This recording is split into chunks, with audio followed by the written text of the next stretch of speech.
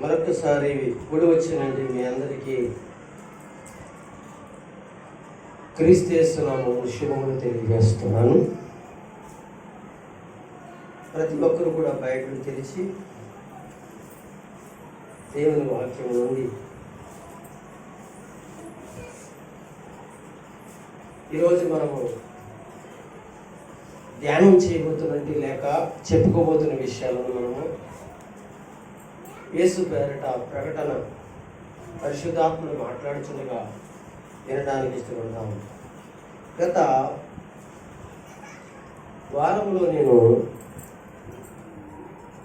అయోగ్యముగా ప్రభు బలలో పాలు పొందితే వచ్చేటండి రోగం గురించి చెప్పుకున్నాము. ఈరోజు కూడా మరొక చక్కటి విషయము ఏమండి ధ్యానం చేద్దాం. నేను ఆదివారం చాలా శ్రేష్టమైన విషయాలు నేను మాట్లాడాను కదండి. బల్ల గురించి, అసలు బల్ల అంటే ఏంటి, ప్రభు యొక్క సంస్కార ఆరాధన అంటే ఏంటి అనే యొక్క అయోగ్యంగా ఎవరైతే అంటే యోగ్యము వేరు అయోగ్యము వేరు అనే విషయాలను చెప్తూ అయోగ్యంగా ఎవరైతే ప్రభు పిల్లల్ని తీసుకుంటున్నారో వారికి వచ్చేటువంటి బలహీనతలు, రోగాల గురించి మాట్లాడటం జరిగింది. దానికి ముందుగా నేను అసలు రొట్టె అంటే ఏమిటి, ద్రాక్షారసం అంటే ఏంటి అనే విషయాన్ని చాలా స్పష్టంగా చెప్పాను. దెయ్యము పాత్రలో చేయబెట్టకూడదు. రెండోది, ప్రభు యొక్క పాత్రలో చేయబెట్టకూడదు. దెయ్యం అంటే మీకు తెలుసు కదా, సాతాను కదా. ప్రభు అంటే మీకు తెలుసు ఏమండి.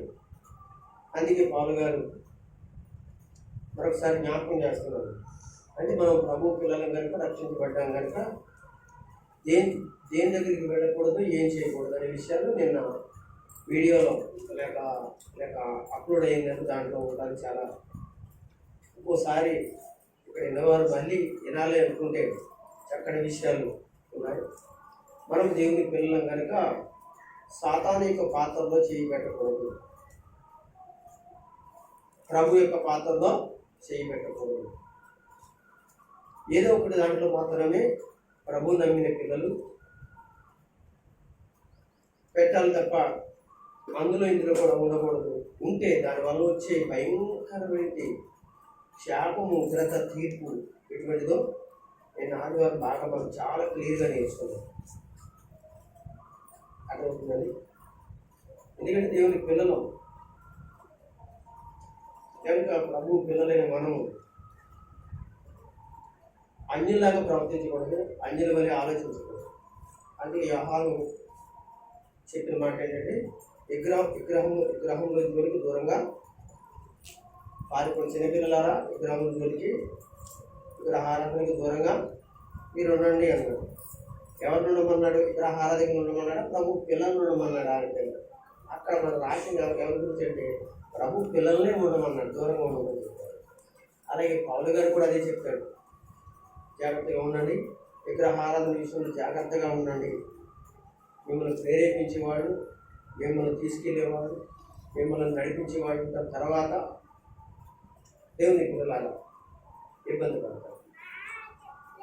మరొక విషయం కూడా జ్ఞాపకం చేశాను. అదేంటో తెలుసా, విగ్రహారాధకులు మన ప్రార్థనలోకి వస్తే, మన ఇంటికాడ పెట్టిన ప్రార్థనలోకి వస్తే, మన చర్చి ప్రార్థనలోకి వస్తే, ఏమండి ప్రార్థన పూటలోకి వస్తే, విగ్రహారాధకులు వస్తే వాళ్ళు ఆశీర్వదించబడతారు, వాళ్ళు దీవించబడతారు. వాళ్ళు మన దగ్గరకు వచ్చి ఆశీర్వదించబడతారని చెప్పారు. ప్రభు పిల్లలు మనమైతే విగ్రహారాధకులు వాళ్ళ యొక్క కార్యక్రమాల పరిస్థితుల్లోనికి ఏమండి వెళితే మనకి భయంకరమైన పాపం కలుగుద్ది, పెద్ద తీర్పు వస్తుంది, కీడు కలుగుతుంది అని చెప్పాను. అంటే ఈ మాటలో మీకు ఏం అర్థం కావాలని కూడా చెప్పాను. అంటే మన దగ్గరికి వస్తే ఆశీర్వదించబడతారు, మనం వాళ్ళ దగ్గరికి వెళితే శాపం పొందుతాము, భయంకరమైన తీర్పు పొందుతాం అనే విషయం నేను ఆదివారము చాలా స్పష్టంగా చెప్పాను. స్పష్టంగా చెప్పడం అంటే నేను చెప్పాలి, బైబిల్ చెప్పింది కరెక్టే. దేవుని దగ్గరికి ఎవరు వస్తారు? అది ప్రభు పిల్లలు వచ్చినా, ఇక్కడ హార్దికులు వచ్చినా మేలు జరుగుతుంది మన ద్వారా. వాళ్ళ ద్వారా మనకి కీడే జరుగుతుంది. వాళ్ళ ద్వారా మనకి ఏం జరుగుతుంది? కీడు జరుగుతుంది. ఇది నేను నా సొంత మాట కాదు. ఇది కనుక అయోగ్యంగా మనం ప్రభు బల తీసుకోకూడదు. అది ఇంకా చాలా విషయాలు కొరింథీలో జరిగిన పరిస్థితులు చెప్పాను కదా. కొరింథీలో ఉన్నవాడు ఏమనుకున్నారో తెలిసి బాప్తిస్మాలు తీసుకుని ప్రభువుని నమ్మి సువార్త ప్రకటించి పాటలు పాడి సాక్ష్యాలు చెప్పి కానుకలు ఇచ్చి పరిచర్య చేసి వాడి శివరాత్రికి ఏమైపోయారంటే భయంకరంగా దారుణంగా పడిపోయారని చెప్పారు కదా. అందులోనే కదా మనం తీసుకున్న వాక్యం ఐపీలో చాలా మంది అప్పట్లోని ఆ సంఘంలో చాలా మంది చచ్చిపోయారని కూడా చెప్పారు. చాలా మంది రోగులు అయ్యారు. ఎందుకు అలా జరిగింది? పౌలు గారిని తెలిసినప్పుడు చాలా బాధపడ్డాడు పౌలు గారు.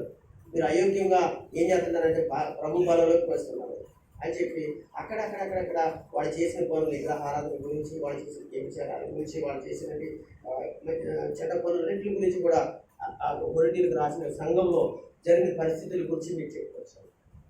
అయితే ఈరోజు మనం చెప్పుకోబోతున్న విషయం ఏంటంటే యథార్థతను, విశ్వాసము. ఏంటండి? యథార్థతను, విశ్వాసమును పరీక్షించుటకు వచ్చు రోగము. దేవునికి స్తోత్రం చెప్పండి. మీకు అర్థమైపోతే మరలా చెప్తున్నాను. యథార్థతను, ఒక వ్యక్తి యథార్థంగాను, ఒక వ్యక్తి విశ్వాసంగాను బ్రతకాలి. ఇంకా కుడికి కానీ ఎడం కానీ తొట్టులకుండా ఎవరు ఏం చెప్పినా యథార్థతను, దేవుని సన్నిధిలో యథార్థంగా ప్రభువుని నమ్మిన నాటి నుంచి అనగా ఆ విశ్వాసంలో యథార్థతలో కుడికి కానీ ఎడం కానీ పడిపోకుండా, ఈ లోకంలో పడిపోకుండా ఏమండి నడుస్తున్నప్పుడు కొన్ని పరీక్షలు వస్తాయి. ఆ పరీక్షలలో ఏమొస్తాయంటే రోగాలు కూడా వస్తాయి. ఎందుకు వస్తాయి ఆ రోగాలంటే నీ విశ్వాసాన్ని పరీక్షించుకోవచ్చు. అట్లయినా నువ్వు యథార్థంగా నా దగ్గర ఉంటావా లేదా అన్నదాని కొరకు కూడా నీకు ఒక పరీక్ష వస్తుంది. ఆ పరీక్షకు యథార్థంగాను విశ్వాసంగా నిలబడి నడుస్తున్నప్పుడు బాధపడవలసిన అవసరం లేదు. ఏ విషయంలో నీకు ఏదైనా బలహీనతతో రోగం వస్తే ఏమండి, అయితే నీవు ప్రభు దగ్గర నీ జీవితంలో యథార్థతను కోల్పోయి, విశ్వాసాన్ని కోల్పోయి, దేవుడు ఆయా సందర్భాలను నేను పరీక్షిస్తున్నప్పుడు దేవుడికి దూరం అయిపోయి ఉన్నట్లయితే వచ్చేటండి ఆ రోగం నిన్ను వదిలిపెట్టుకోకుండా ఉండదు. కానీ అయితే ఆ పరీక్షకు నిలబడి యథార్థంగా బ్రతికి విశ్వాసంగా బ్రతికితే నీకు ఆ రోగం వచ్చినప్పటికీ కూడా ఏమవుతుందో తెలిసింటే విజయాన్ని పొందగలుగుతావు, జయాన్ని పొందగలుగుతావు, స్వస్థత పొందగలుగుతావు. మరొక మాట ఏంటంటే పరలోకానికి వెళ్ళడానికి నీకు వీలు కలుగుతుంది. యథార్థత విశ్వాసము కలిగిస్తుంది. అయితే ఆ నేపథ్యంలో మనం ఒక వ్యక్తిని జ్ఞాపకం చేసుకుంటాం. ఈరోజు అందరూ బైబిల్ తెరిచి చూడండి. యోగు గ్రంథం మనందరికీ తెలిసిన విషయమే చదువుకుంటాం. మనం ఎక్కడెక్కడ నువ్వు వెళ్ళం, కొత్త బైబిలే చూడవు. మన దగ్గర ఉన్న బైబిలే ఎప్పుడు మనం చదువుకునే విషయాలే. కనుక యోగు గ్రంథం తెరిచి, యోగు గ్రంథాన్ని తెరిచి మీరు జాగ్రత్తగా పరిశీలన చేయాలని ప్రభు పేరట మీకు నేను తెలియజేయడం జరుగుతుంది. చూడండి, ప్రభు సన్నిధిలో యోగు గ్రంథం తెరిచి తీసారా 1వ అధ్యాయము జాగ్రత్తగా 1వ వచనం చదవండి. అందరూ కూడా చూడండి. ఊజు దేశమందు యోబు అను ఒక మనుషుడు ఉండెను. యోబు అని ఒక మనుషుడు ఉండెను. అతడు యథార్థవర్తనుడను అతడు యథార్థవర్తనుడను న్యాయవంతుడునై దేవుని యందు భయభక్తులు కలిగి చెడుతనమును విసర్జించిన వాడు. దేవునికి స్తోత్రం కలుగును గాక. ఇప్పుడు మీరు చదువుకున్న ఈ యొక్క వాక్య భాగంలో ఉన్న మాట ఏంటంటే 1వ అధ్యాయం 1వ వచనం. అలాగే ఇదే అధ్యాయంలో మరికొన్ని వచనాల్లో ఉన్నాయి. 6వ వచనం నుండి జాగ్రత్తగా మీరు ఏం చేస్తారంటే మీరు చదివినట్లయితే 10వ వచనం దాకా చదవండి. అందరు గమనించాలి ఈ మాటలు. దేవదూతలు యెహోవా సన్నిధిని నిలుచుటకై వచ్చిన దినము ఒకటి తటస్థించెను.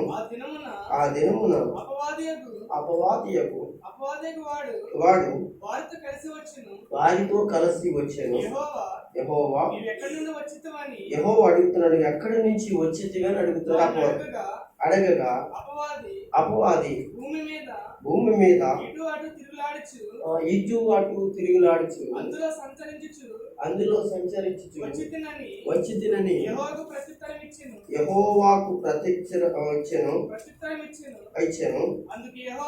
అందుకు యెహోవా చూడండి, గమనించండి, నీవు నా సేవకుడైన యోబు సంగతి ఆలోచించావా? అతడు యథార్థవర్తనుడును న్యాయవంతుడును దేవుని యందు భయభక్తులు కలిగి చెడుతనమును విసర్జించిన వాడు. భూమి మీద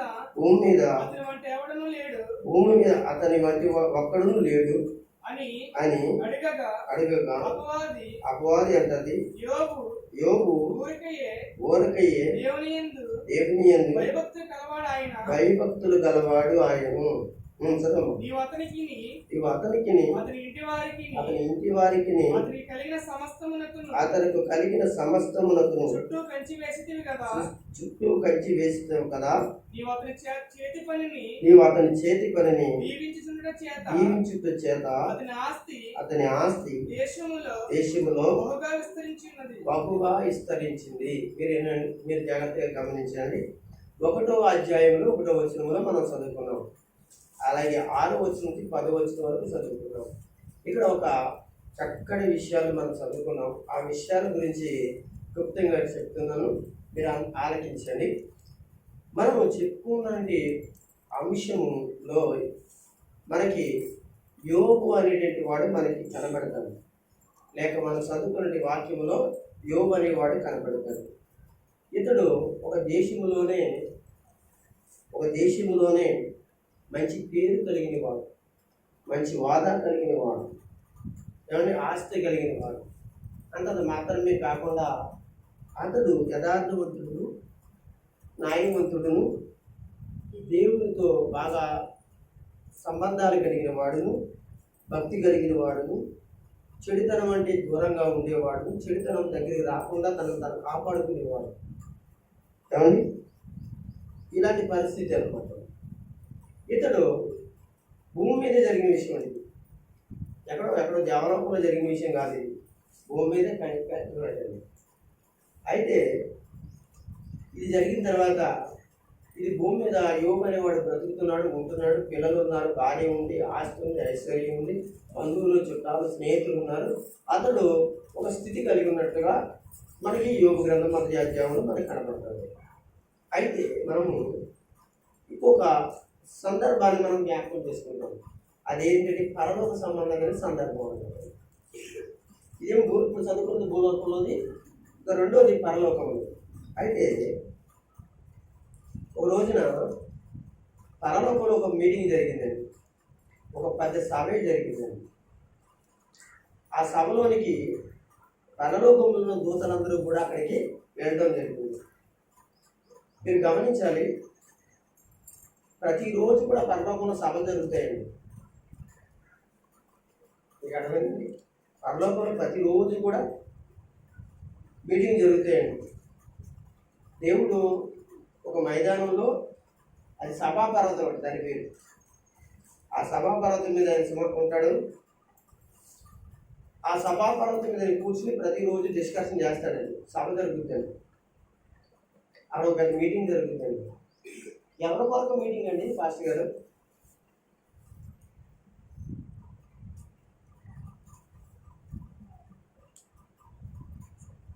అవును, మీటింగ్ పెట్టాము అంటే ఎవరి కొరకు పెట్టామంటే దేవదూతలు వచ్చారు. ఒక మీటింగ్ జరుగుతుంది. అక్కడ పెద్ద మీటింగ్లో స్పీకర్ ఎవరంటే యేసు ప్రభు వారి స్పీకరు, ఆయన ప్రసంగికుడు, ఆయన మాట్లాడతాడు. దేని కొరకు ఆయన మీటింగ్ పెడుతున్నాడు, దేని కొరకు ఆయన మాట్లాడటం జరుగుతుందంటే ఆయన పరలోకంలో జరిగే సంగతుల గురించి మాట్లాడతాడు. రెండవది పాతాళ లోకంలో జరిగే విషయాల గురించి మాట్లాడతాడు. మూడవది భూలోకంలో జరిగేటి అంటే సంగతుల గురించి ఆయన మాట్లాడుతూ ఉంటాడు. అంటే పరలోకంలో ఏం జరగాలి, భూలోకంలో ఏం జరగాలి, పాతాళ లోకంలో ఏం జరగాలి అంటే నిర్ణయాలు, చట్టాలు, శాసనాలు ఏం జరుగుతుందంటే ఏ రోజుకి ఆ రోజు ఆయన ప్రకటన చేస్తూ ఉంటాడు. భూమి మీద ఎంతలు జరుగుతున్నాయంటే, విద్రోహాలు జరుగుతున్నాయంటే ఇవన్నీ కూడా అక్కడ అక్కడ ఆ సభలో మాట్లాడడం జరుగుతుంది. అలాగే యోగుల గురించి మాట్లాడిన సంగతి కూడా అక్కడే జరిగింది. యోగు ఎక్కడ ఉన్నాడు? భూలోకంలో ఉన్నాడు. సభ ఎక్కడ జరిగింది? అక్కడ జరిగింది. యోగు ఎలా శిక్షించబడతాడు, ఎలా పరీక్షించబడతాడు, ఎలాగ తన పిల్లలు చనిపోతారు, తన ఆస్తి ఎలా కూలిపోతుంది, పరిస్థితి ఏంటి, తిరిగి అతను ఏ విధమైనటువంటి ఆ విజయానికి కారణం ఎవరు, ఈ విషయాలన్నీ కూడా ఎక్కడ నిర్ణయించబడతాయంటే పరలోకంలో దేవుడు తన ద్వారంతా కూడా దేవదూతలకు చెప్తూ ఉంటాడు. దేవునికి స్తోత్రం. ఇలా జరుగుతున్న పరిస్థితులన్నీ కూడా జరుగుతుంటాయి. భూమి మీద ప్రతిదీ జరుగుతుందంటే మీ గురించి, నా గురించి, బయట వారి గురించి, ప్రపంచంలో ఏం జరుగుతుంది అంటే అక్కడ సభ జరుగుతుంది, ఇక్కడ జరుగుతుంది, అక్కడ జరిగింది, ఇక్కడ జరుగుతుంది. అప్పుడప్పుడు పెద్దోడు మాట్లాడతారు. తెలుసా నీకు? మీకు తెలుసా? మీకు రాలేదు ఆలోచన? స్వర్గంలో నిర్ణయించబడతాయట. ఏంటి చెప్పండి అంటారు కదా. పెళ్ళిళ్ళు ఎక్కడ నిర్ణయించబడతాయి అంటారు? స్వర్గంలో నిర్ణయించబడతాయి. పెళ్ళిళ్ళే కాదండి, మనకి జరిగే ప్రతిదీ కూడా స్వర్గంలో నిర్ణయించబడతాయి. ఎక్కడ దాకా ఎందుకండి, మనకి ఇక్కడే అర్థమవుతుందండి. మనకి ఢిల్లీలో శాసనసభ కదా, హైదరాబాద్లో అక్కడ కూడా శాసనసభ. ఏం సభ? ఏం సభ? అవును. ఎవరి కొరకు ఆ శాసనసభ? ఆ రాష్ట్రంలో ఉన్నది, ఆ దేశంలోని ప్రజలకి ఏమి పంపించాలి, ఏం పంపించకూడదు, ఏం జరుగుతుంది, ఏం జరగకూడదు, ఏం జరిగితే ఏం తీసుకోవాలి అనేటువంటి నిర్ణయాలు ఎక్కడ జరుగుతాయి చెప్పండి. ఓకేనా? మరి పరలోకం దాకా వెళ్ళక్కర్లేదు, ఇక్కడ మనకేది అర్థమవుతుంది కదా. అంటే మీకు ఏం అర్థమవుతుంది? బైబిల్ మీద మీరు అర్థం చేసుకోవడానికి అవగాహన కొరకు చెప్తున్నాను. మీకు ఎంతకన్నా ఇక చక్కగా అందంగా చెప్పేవాళ్ళు ఎవరు ఉండరు. అక్కడ జరుగుతుంది, ఇక్కడ జరుగుతుంది, ఇక్కడ జరిగేది అంతా కూడా దొంగ రాజకీయం అండి. అర్థమవుతుందండి? ఇవన్నీ కూడా మృద రాజకీయాలు. అక్కడ జరిగేది ఏంటి తెలిసిన పరిశుద్ధుల రాజకీయం, అది పవిత్ర రాజకీయం అనేది. అర్థమవుతుందండి? అక్కడ అవును అంటే అవును, కాదు అంటే కాదు, అక్కడి నుంచి వచ్చేది. ఇక్కడ అలా కాదండి. మంచివాడికి ఏమో కాదంటారు, చెడ్డోడికి అవునని చెప్పేసి ఏం చేస్తారో తెలుసంటే ఇబ్బందులు చేస్తారు. ఓకేనండి? ఇప్పుడు భూమి మీద ఏం జరగాలన్నా, ఢిల్లీలో ఏదైనా జరగాలన్నా, హైదరాబాద్లో ఏం జరగాలన్నా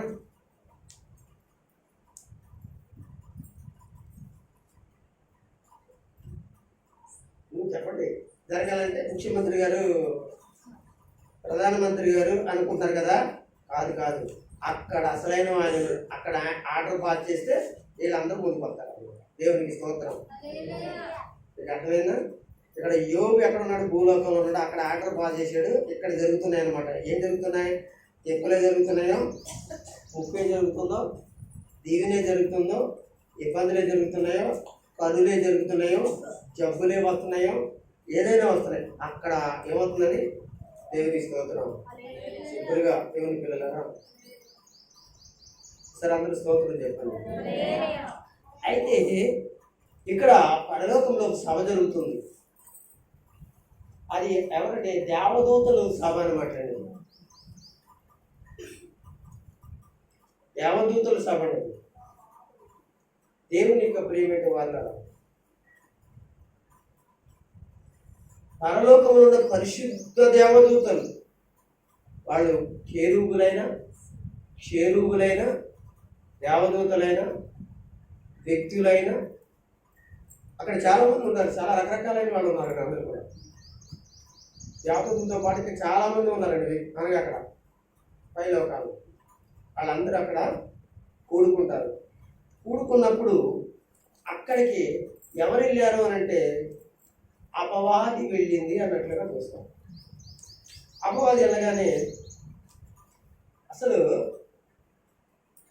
పరలోకంలో ఆ మీటింగ్లో ఆ సభలో ఎంతమంది ఉంటారని మీరు అనుకుంటున్నారు? కొన్ని కోట్ల మంది ఉంటారండి.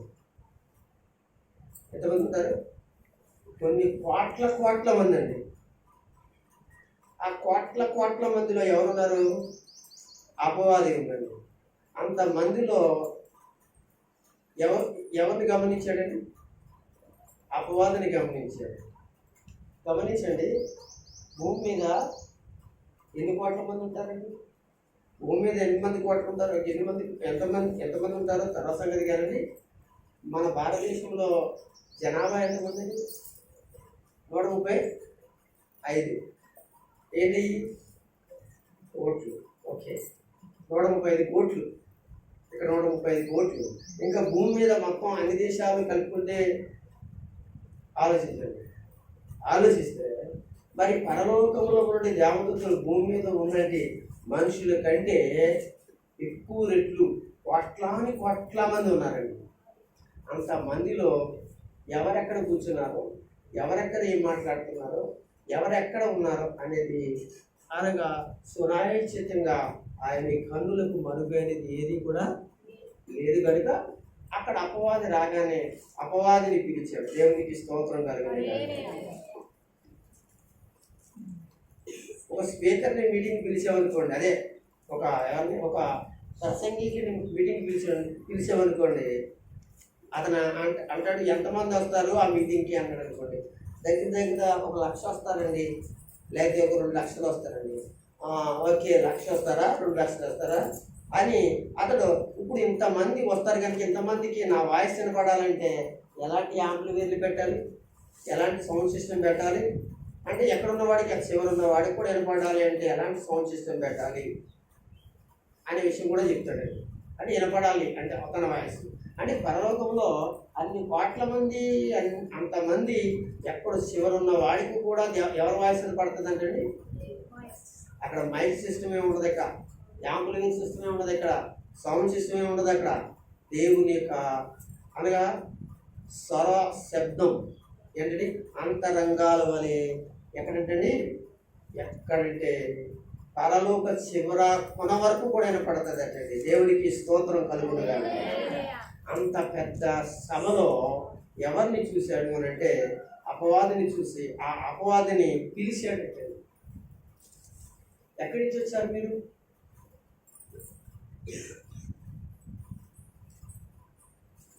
ఒక మాట మీరు అడగాలి, లేకపోతే మీకు ఆలోచన రావాలి. అది నేనే చెప్పేస్తాను.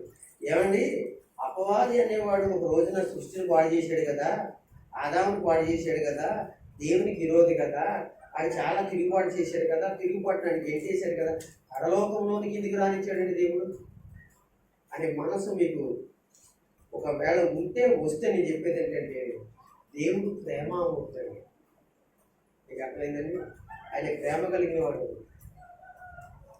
అయితే ఆయన అపవాదిని రాణించాడు అని అంటే ఆయన ఎంత ప్రేమ కలిగిన వాడు చూడండి. కానీ ఆయన రాణించాడే కానీ పరలోకంలో అడిగాడు ఎటువంటి హక్కులు లేవు, ఏ అధికారాలు లేవు. వాడు వచ్చి చూసి వెళ్ళిపోవాలంటే, వెళ్ళిపోవాలంటే అంతవరకే తప్ప వాడికి ఎటువంటి అధికారాలు ఉండవు. ఎటువంటి అక్కడ ఆడు అనగా అజామేసి చేయడానికి ఏమి లేదు అక్కడ. ఆడు త్రోయబడిన వాడు. కనుక దేవుని పిల్లలరా, చాలాసార్లు సంఘాలలో విశ్వాసులైన వారు కూడా ఎవరైనా వెళ్ళిపోయారు అనుకోండి, వెళ్ళిపోయారు అనుకో, తిరిగి వాళ్ళు వచ్చారనుకోండి, ఒకవేళ పాస్టర్ గారు చేర్చుకున్నారు అని అంటే ఒకవేళ ఏమనుకుంటారు అంటే చాలామంది చేర్చుకున్నారు అంటే ప్రేమామూర్తి అనే దేవుడు ఆయన. కానీ మనం కూడా ఏంటంటే ప్రేమ కలిగిన వారిగా మనం చేర్చుకోవాలి తప్ప. అయితే ఒకటి ఆయన వల్లే మనం చేర్చుకుంటాము, ఆయన వల్లే మనం ఏం చేసి కూర్చోబెట్టుకుంటాము, ఆయన వల్లే మన పక్కన అన్నీ వినేదిగా చేస్తాం. అయితే ఒకటి మాత్రం మర్చిపోకూడదు, జీవితం మార్చుకుంటేనే ఏం జరుగుతుందంటే అక్కడ వాడు వచ్చిన దానికి ప్రతిఫలం పొందుతాడు. మార్చుకోలేదనుకోండి అపవాది లేక బయటే ఉంటాడు అయిపోతున్నాడు. ఎప్పుడండి యేసుక్రీస్తు వారి ఇక్కడ రాకడ. దేవునికి స్తోత్రం. అయితే అపవాదిని ఇంకా శాశ్వతంగా ఏం చేశాడంటే పరలోకానికి రాకుండా లేకపోతే వద్దు అనేటువంటి పరిస్థితులు ఇంకా ఆయన శాసించలేదు.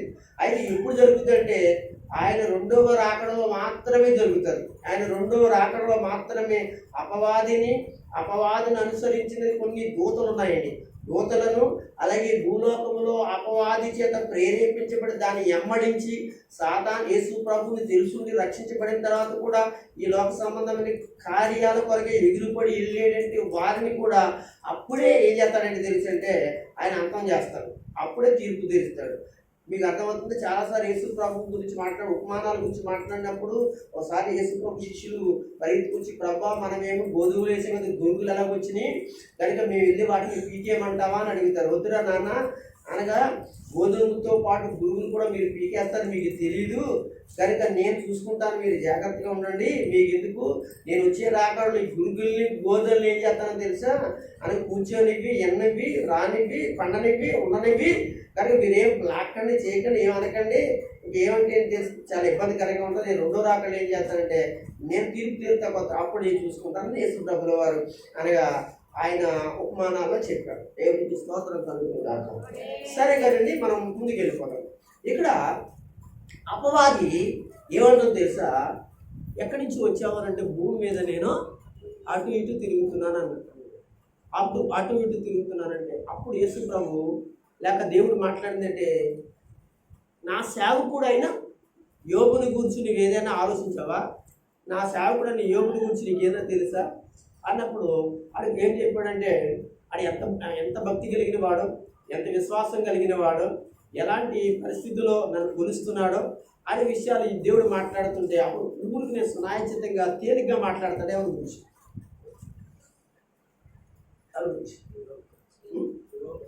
చాలా సున్నాయి. ఇంత భక్తి చేసిన సేవకుడిని, ఇంత భక్తిలో ఉన్న సేవకుడిని చాలామంది ఊరికి కొన్ని టయాల్లో సులభంగా తేలిగ్గా మాట్లాడతారు. నాకు ఆ విషయాలు తెలుసు, అందుకని నేను చాలామంది సులభంగా మాట్లాడినా సులభంగా చేసిన నేను పెద్దగా లెక్క చేయని ఎందుకు తెలుసు అంటే నాకు వాక్యం తెలుసు కనుక పడిపోయినమాట. నేను అపవాది మాట్లాడుతున్నాను అనుకుంటాను. దేవునికి స్తోత్రం. మీరు కూడా అలాగే అనుకోవాలి. కానీ ఊరికి సునాచంగా మాట్లాడేది ఊరికేయే నీ ఎందు సరే స్తోత్రం చెప్పండి. అంతేకాదు నువ్వు కొంత కొంత పాడేసావు కదా, ఏ పడేసావు, కొంత పాడేసావు. కాపుదల పొలాన్నిచ్చావు, డబ్బునిచ్చావు, ఆస్తినిచ్చావు, ఆరోగ్యాన్నిచ్చావు, పిల్లల్నిచ్చావు, భార్యనిచ్చావు, అప్పు బంగారాన్నిచ్చావు, డబ్బునిచ్చావు, ఇవన్నీ మొత్తం ఇచ్చి ఏం చేసావు తెలుసా, ఎవడ ముట్టుకోకుండా చుట్టూ ఏం చేసావు, పెద్ద ఏం కాదులే, పెద్ద లెక్కేం కాదులే, ఊరకయే ఎవరిని సునాచంగా తీసేసింది. కానీ యోగు విశ్వాసము, యోగు యొక్క ధైర్యము, యోగు యొక్క భక్తి ఎవరికి తెలుసు, దేవుడికి పూర్తిగా తెలుసు. వీడికి తెలియదండి. వీడు దేంగడికి ఏం తెలుస్తుంది, దేంగడికి ఏం తెలుస్తుంది, తన సేవకుడు భక్తి అండి. స్తోత్రం చెప్తాం. అర్థమైందా? అడిగి తెలియదు, అడిగి ఆత్మీయత లేదు, అడిగి దైవ సేవకుడు.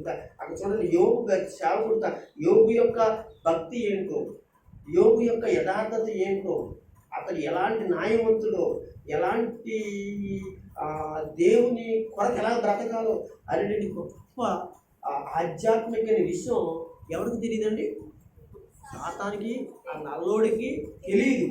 ఎవరికి తెలుసు అంటే దేవునికి తెలుసు. దేవుని పిల్లలారా, ఇక్కడ ఒక విషయాన్ని గమనించండి. అప్పుడు అంటాడు, అందుకే భయభక్తులు కలిగి ఉన్నాడు అని చెప్పి. సరే, తర్వాత జరిగిన విషయం ఏంటంటే, సరే కంచి తీసేస్తాను, నువ్వేం చేస్తావో తెలుసంటే వెళ్ళి చూసుకో, అతని ప్రాణాన్ని మాత్రం ముట్టుకోవద్దు, నీకు అధికారం లేదు, అతను ఏం చేసుకుంటావో, తన కుటుంబాన్ని ఏం చేసుకుంటావో, ఎలా చేసుకుంటావు అని చెప్పేసి వీడికి దొరికింది అంటే చెప్పి రెక్కలు కట్టుకుని ఆనందంతో తప్పలు కొట్టుకుంటే సైతాన్ గడికి ఎంత కదండి. అవకాశం దొరికితే సైతాన్ గడికి ఏమవుతుంది తెలిసిన అవకాశం అయితే దొరికింది, ఎక్కడ దొరికింది, అబ్బా దొరికాడరా సేవకుడు, ఆ దొరికాడరా భక్తుడు, దొరికింది బాబు భక్తురాలు, ఏద్దాం ఒక ఏత. ఒకసారి స్తోత్రం చెప్పండి, కొంచెం గట్టిగా చెప్పండి. అయితే ఇక్కడ జరిగిన విషయాన్ని మనం మీరు జ్ఞాపకం చేసుకుంటే, వాడు రెక్కల కింద కూర్చోలేదు, భూలోకంలోకి వచ్చాడు. ఎవరు చూశాడని? ఆనందంతో ఉన్నది యోగు కుటుంబాన్ని చూశాడు, త్వర తూగుతున్న తన పంటని చూశాడు, తన ఆస్తిని చూశాడు, ఆనందాన్ని చూశాడు, తన భార్యని చూశాడు, తనని చూశాడు. అందరినీ చూసి ఏం చేశాడు? ఒక్కొక్కరిని ఏం చేస్తాడు తెలుసా? తన పిల్లలు ఒక్కరోజు చచ్చిపోయారు. ఏమంటే తనకున్నది గాడిదలు లేవు, గొర్రెలు లేవు, ఎడ్లు లేవు, ఏమంటే ఆస్తులు మొత్తం స్మాష్ అయిపోయింది. చివరాఖరి జరిగిన పరిస్థితి ఏం చెప్పమంటారా? యోబు కూడా జబ్బు పడ్డాడు. దేవునికి స్తోత్రం కలుగుతుంది. యోబు స్నేహితులందరూ కూడా దూరం అయ్యాడండి. చివరాఖరికి యోబు ఒంటరిగా ఉన్నాడండి. ఆ ఒంటరి జీవితంలో భార్య తన వెనకాల ఉందండి. ఆమెలో కూడా ఎవరు ప్రవేశించారని ప్రవేశించి భయంకరమైన ఒక మాట అంటుంది, దేవుణ్ణి దూషించి నువ్వు సావచ్చు కదా, నువ్వు సావచ్చు అంటే బాగానే ఉండను. ఏమండి ఏంటండి? కనుక నువ్వు సావు అంటే బాగానే ఉండదు, దేవుణ్ణి దూషించి కదండి. చాలాసార్లు మనము దేవుణ్ణి దూషిస్తాం. మేలు చేస్తే దేవుడు గొప్పడు అంటాం. ఒకవేళ ఏదైనా చిన్న ఇబ్బంది కలిగింది అనుకోండి, దేవుడు అలా చేశాడు ఇలా చేశాడు. దేవుడు చేయడం ఏంటి? అసలు నువ్వు యథార్థవంతురాలువేనా, యథార్థవంతుడివేనా? అసలు దేవుడిని అనడానికి నీ దగ్గర ధైర్యం ఉందా? నీకు అసలు కాలు వేస్తే కాలు ముందుకేస్తే వెనకైతే అన్ని తప్పులు నీ దగ్గర. దేవుడు నాకు అది చేశాడు, నాకు ఇది చేశాడు, ఏం చేశాడు, నువ్వేం చేసావు దేవుడికి? ఒకసారి వెనక నువ్వేం చేయలేదు. అసలు నువ్వు బతుకుతుందే ఆయన బ్రతుకు.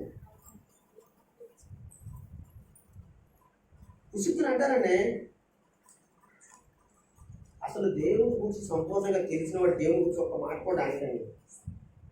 అది ఎవరికి తెలుసు? యోగు సంపూర్ణంగా తెలిసాడు. అందుకే ఒక్క మాట కూడా తన భార్యకి తెలియదు, తన పిల్లలకి తెలియదు, అసలు ఎవరికి తెలియదు అనమాట. తను ఒక్కడికే తెలుసు దేవుని గురించి. అందుకే ఒక్క మాట కూడా. మనకు ఆశీర్వాదకరంగా ఉంటే దేవుడు చేశాడని మనం చెప్తామా? అన్నీ మనకిస్తే ఆశీర్వాదకరంగా మనం ఉన్నామని చెప్తామా?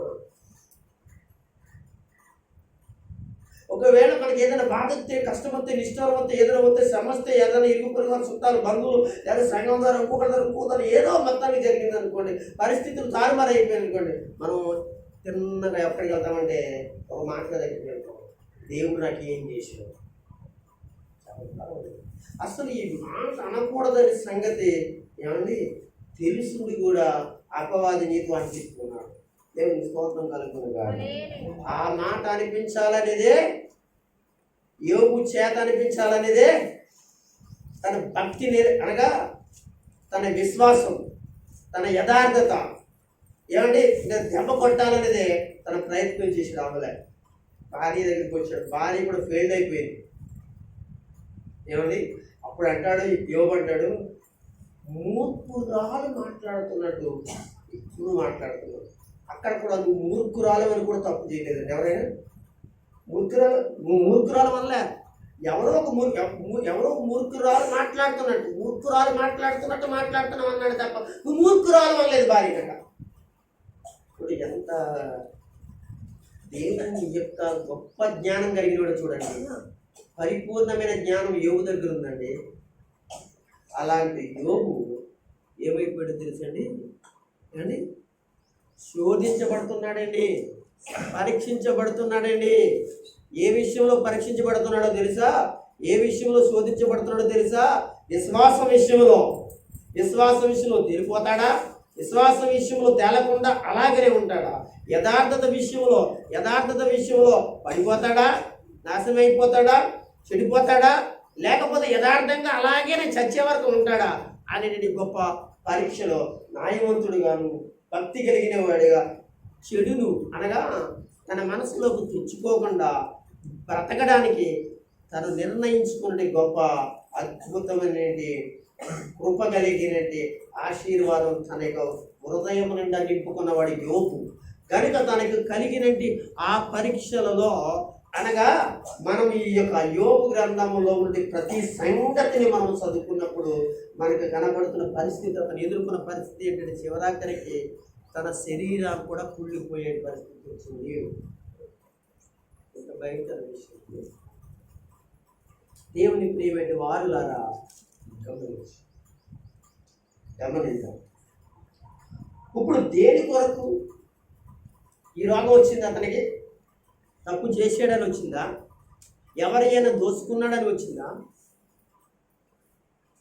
చాలామంది ఒకసారి యోగుని ఎత్తుకున్నట్టే మనం కూడా తప్పులు చేస్తుంటే, పొరపాటు చేస్తూ, దొంగతనాలు చేస్తుండి, రకరకాల వాళ్ళని నిందిస్తూ, వాళ్ళు ఎవరికంటే ఏదో చేస్తుంటూ ఒప్పు భయంకరంగా ఉంటుండి యోగు వలె మనం బ్రతుకుతున్నాము, బ్రతికామన్నట్లుగా నేను ఎంతో గొప్పదాన్ని, గొప్పోడు, అలాగే ఇలాంటి వాడిని చెప్పుకుంటూ నాకే రావాలా, నాకే వచ్చిందన్న టైపులో మాట్లాడుతున్నాం.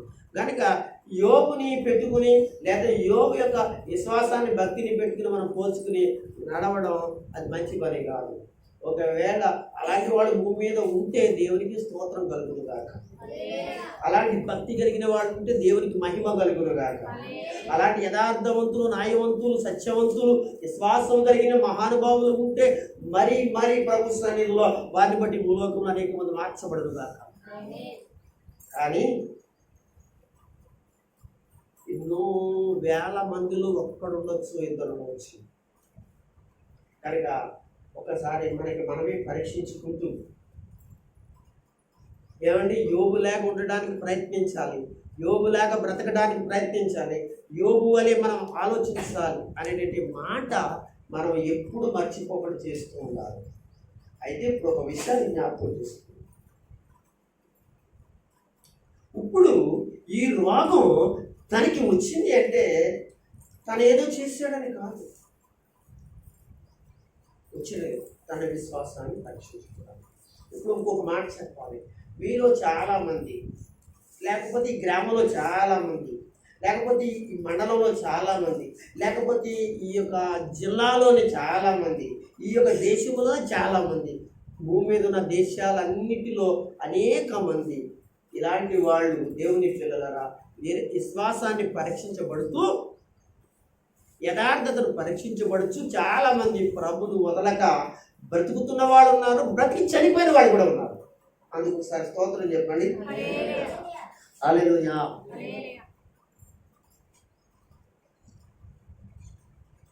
అయితే అలాగ బ్రతకడానికి యోగు, అలాగ బ్రతకడానికి భక్తులు, ఆయన వారి సంఘాలలో భక్తులు గల కారణాలు కొన్నిటిని మనం చదువుకున్నాం. తొందరగా బైబిల్ గ్రంథంలోంచి కీర్తన గ్రంథం 7వ కీర్తన చూడండి. 7వ కీర్తన తెరవండి. యథార్థ హృదయం కలిగిన వారిని రక్షిస్తాడట దేవుడు అనే మాట అక్కడ ఉంటుంది. చదవండి. 7:10 చదవండి. ఎవరో ఒకరు చదవండి చక్కగా.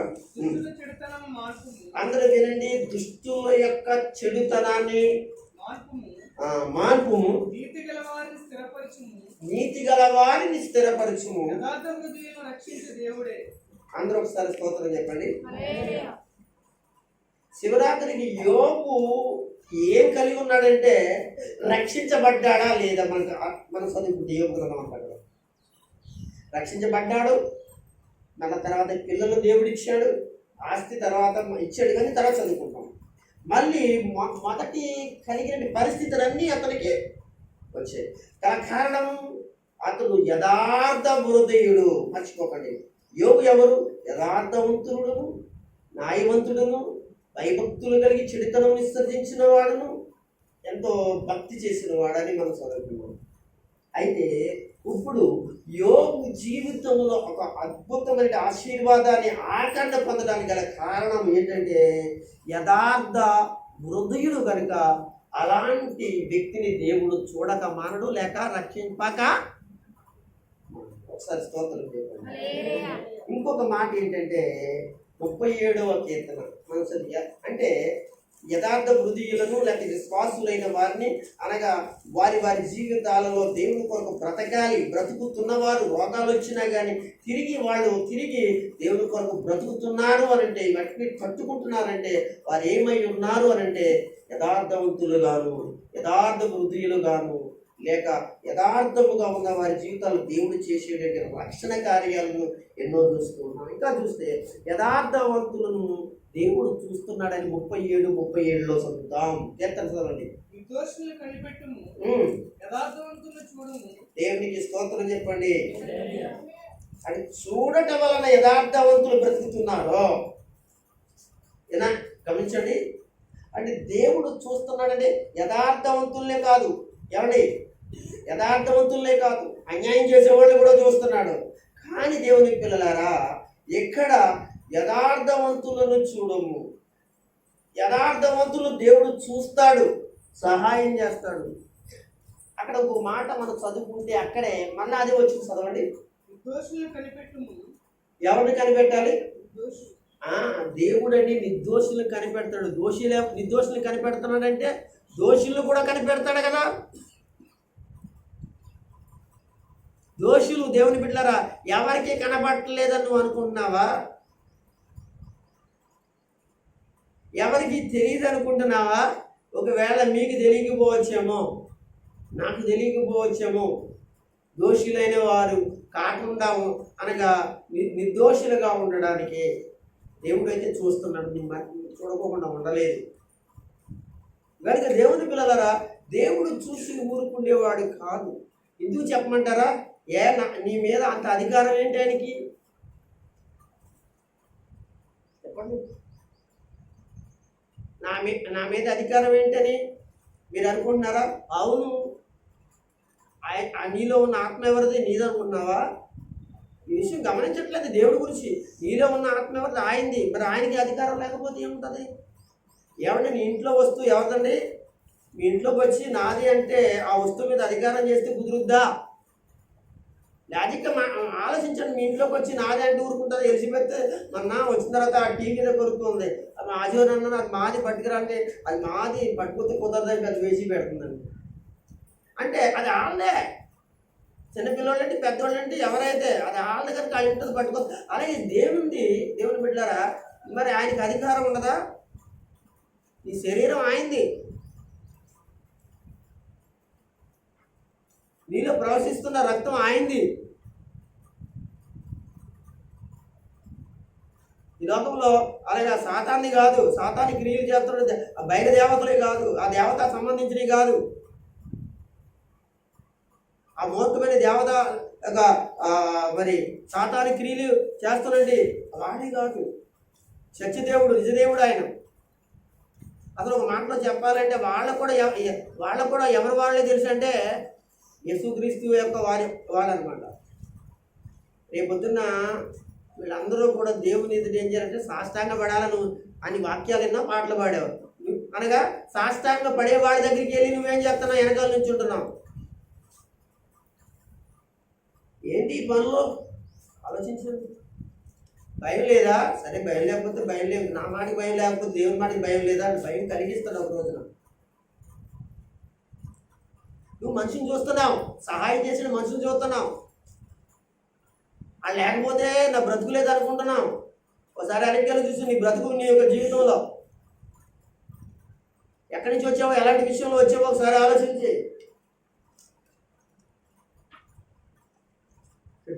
ఈ మాటలు నచ్చవు. ఇలాంటి మాటలు నచ్చేకడికి జనాలు కూర్చోరు. ఎందుకంటే పరలోకానికి వేడుకో. ఎవడెలా పోతుంది మనకెందుకు, ఎవడెలా ఉంటే మనకెందుకు, వాళ్ళు వస్తున్నారా రాదా మనకి ఎత్తలేదా, పావలా ఎత్తున్నారా లేదా చూసే పాస్టర్ గారి దగ్గరికి అయితే జనాలు వెళ్తారండి. ఒంగుకి దండాలు పెడతారండి. నాకు అవసరం లేదు, ఒంగుకి దండాలు నాకు అవసరం లేదు. పరలోకానికి ఒక ఆత్మను తీసుకెళ్ళాలంతే. దేవుడు నాకు సత్యాన్ని నేర్పించి ఆ సత్యాన్ని మీకు నేను చెప్పాలంతే. అదేనా మనం రాత్రి ఏం చెప్పుకున్న వాక్యం?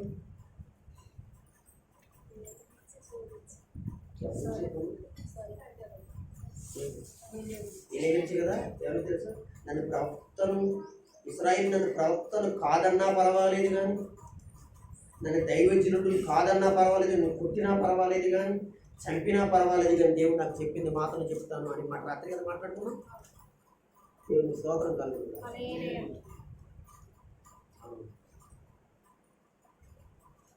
దేవుని యొక్క ప్రియమైన వారులారా గమనించండి, మనం ఎక్కడ మాట్లాడుకుంటున్నామంటే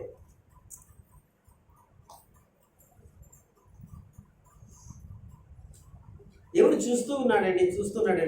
మనం భయపడాలండి.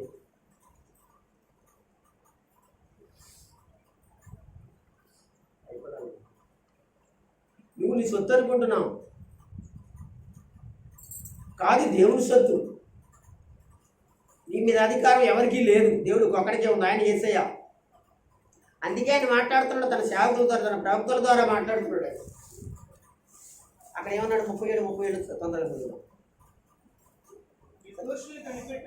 అవును, నిర్దోషులను కనిపెట్టుము. అంటే యథార్థవంతులు చూస్తాడు, నిర్దోషులు కనిపెడతాడు. చూడడం కనిపెట్టడం ఉంటే మరి కనుక నిర్దోషులు అంటే దోషులైన వారిని ఏం చేస్తాడు? కనిపెడతాడు. యథార్థం లేని వాళ్ళని కూడా ఏం చేస్తాడు? చూస్తాడు ఆయన. కనుక యోబుని చూశాడండి. మనం యోబు గురించి మాట్లాడుకుంటున్నాం. తనకు వచ్చింది రోగం, తనకు వచ్చింది అనగా పరిస్థితి, తన పిల్లలు చనిపోయారు, తన భార్య దూషిస్తుంది, ఆస్తి లేదు, స్నేహితు లేదు, తన దగ్గర మేలు పొందిన వారు అందరూ ఏం చేస్తున్నారు? తను తిడుతున్నారు. ఇదంతా ఎవరు చూస్తున్నారు? చూస్తున్నారు. కనుక చూసి దేవుడు ఊరుకోడు కానీ యోబుని లేపుతాడు ఒక రోజున. యోబుని అనగా మళ్ళా ఏం చేస్తాడో తెలుసండి, సహాయం చేస్తాడు. దాని కొరకు ఏం చేయాలి? యోబు కనిపెట్టాలి.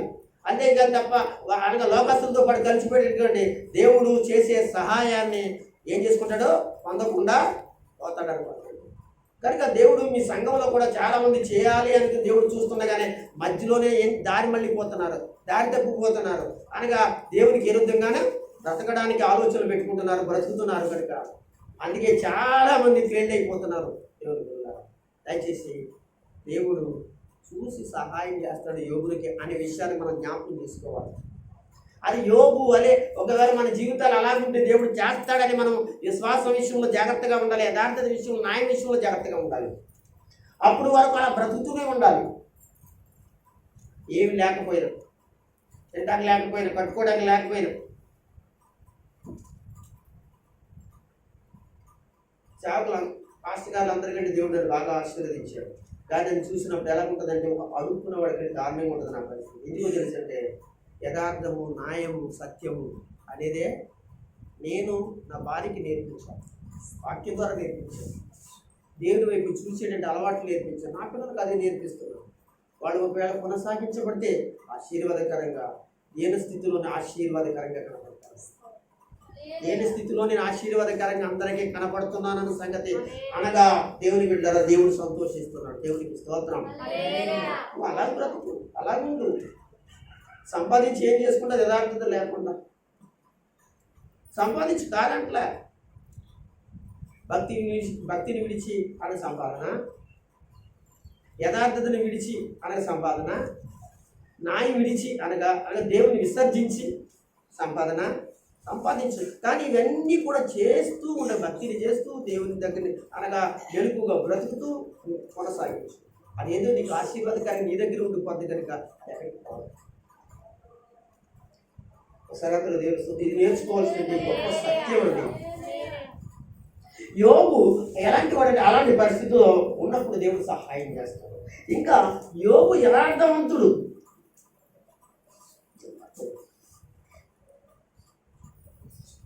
112 కీర్తనలో కూడా ఒక మాట చదువు. యథార్థవంతుడు ఏం జరుగుతుంది? యథార్థవంతుడికి ఏం జరుగుతుంది? 112 4 వచ్చినమ్మా ఒకసారి అదే ఆ మాట. యథార్థవంతులకు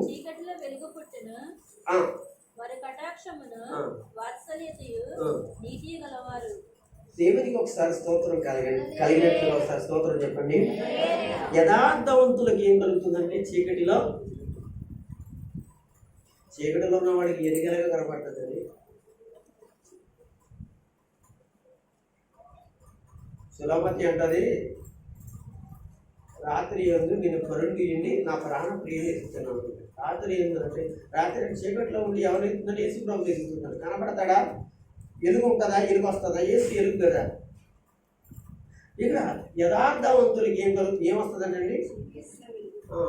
చాలా మంది చూస్తున్నట్టు వాళ్ళకి యథార్థవంతులకి చీకటికి కనపడవచ్చు, వాళ్ళ అయోమయం అయిపోయింది, వాళ్ళ జీవితాలు పాడైపోయింది, వాళ్ళ పరిస్థితులు మరి గతి లేనిలాగా అయిపోయిందని అనుకోవచ్చేమో. కానీ దేవుడు అంటున్నాడు కదా, కాదు కాదు కాదు, వాళ్ళు చీకటిలో వాళ్ళకి ఏం కలుగుతుంది? ఆ పరిస్థితుల్లో వెలుగు కలుగుతుంది. చాలా మంది పిచ్చోడికి తెలియట్లా అని అంటున్నాడు దేవుడు. యోబుని అదే అంటున్నారు, చీకటి అయిపోయింది, యోబుని అయిపోయింది. ఏమండి అతను నడిచి వెళ్తుంటారంటండి, అనగా వృద్ధులు అంటండి, వృద్ధులు నిల్చునేవారు అంటే చేతులు కట్టుకునేవారు అంటండి. యోబు అంటే చాలా నేర్చిన వాళ్ళు నిల్చునేవాళ్ళు అంటండి, చేతులు కట్టుకునేవారు అంటండి. పసిపిల్లలు పాలు తాగేవారు కాదంటండి. ఇప్పుడంటండి తన కుక్కలను కాసేవాళ్ళు కూడా మాట్లాడుతున్నారు. ఎవరు కుక్కలు? యోబు కుక్కలు కాసేవాడు కొంతమంది ఉండేవారు. యోబుకి కొన్ని వందల కుక్కలు ఉన్నాయి అంటండి. వాటిని కాపలా కాసేవాళ్ళకి కూడా అంటండి యోబు విషయంలో మాట్లాడుతున్నారంటండి.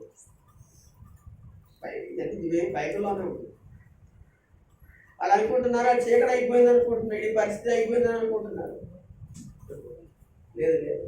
ఒకవేళ దేవుని పిల్లలాగా దేవుడు ఒకవేళ యథార్థవంతుని ఆ విధంగా నడిపించి మరణానికి తీసుకెళ్లి చనిపోతే అతను ఒక రోజున పరలోకముందు వెలుగులో ఒక ఐశ్వర్యవంతుడిగా, అద్భుతమైన వ్యక్తిగా దేవుని ఎదుట అక్కడికి వచ్చిన వారి ఎదుట కనపడతాడనే విషయాన్ని మీకు జ్ఞాపకం చేస్తుంది. ఒకసారి స్తోత్రం చెప్పగలరా? ఏంటంటే యథార్థవంతులకి ఏం కలుగుతుంది?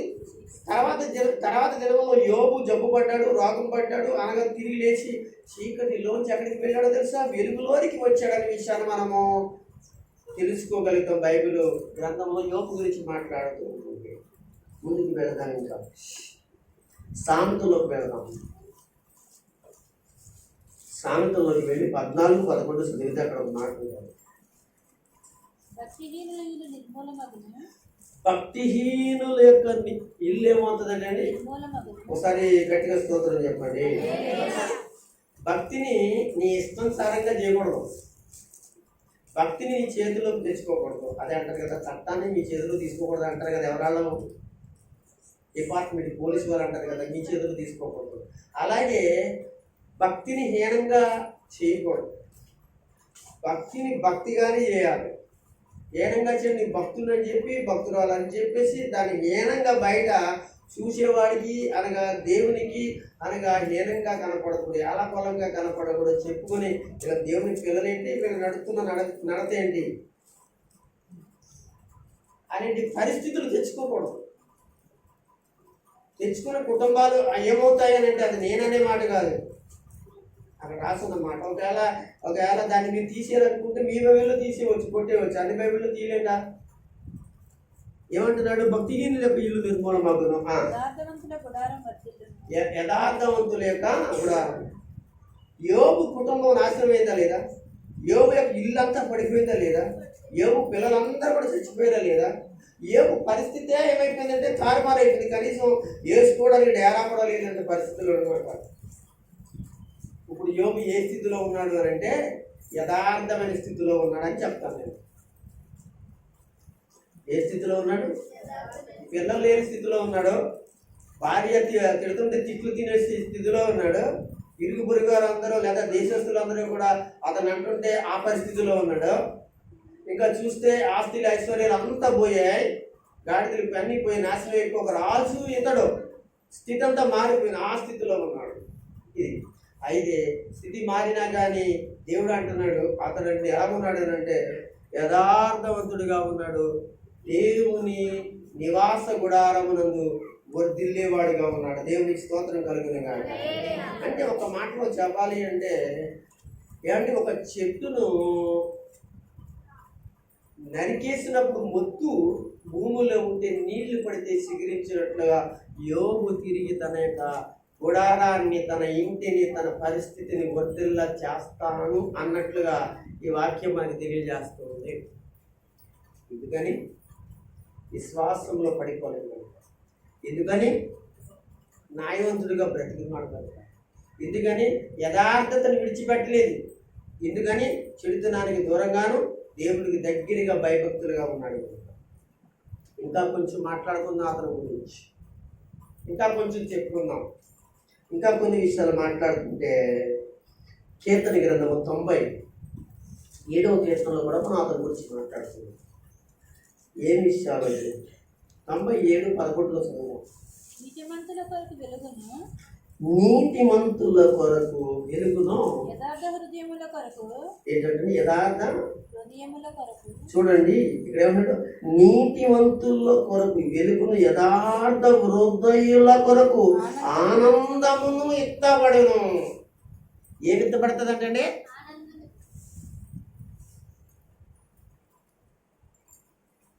ఏదైతే కోల్పోయాడో అది ఎత్తబడుతుంది అంటే, ఒకప్పుడైతే తన కొడుకులతో, కూతుళ్ళతో, అల్లులతో, ఇంకెవరు మన కోడళ్ళతో, కుటుంబంతో, భార్యతో చక్కగా ఆనందంగా ఉదయమే దేవునికి బలులు అర్పించేవారు. ఒక్కొక్కరి ఇంటికాడ ప్రతిరోజు ఇంటి చేసుకుని సంతోషంగా ప్రార్థనలో గడుపుతూ ఉండేవారు.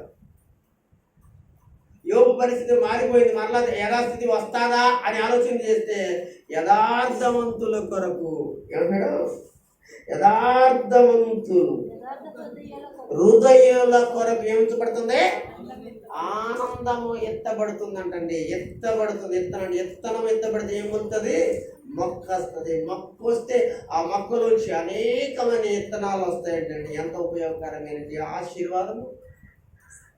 యోబు జీవితం ఆలోచిద్దాం.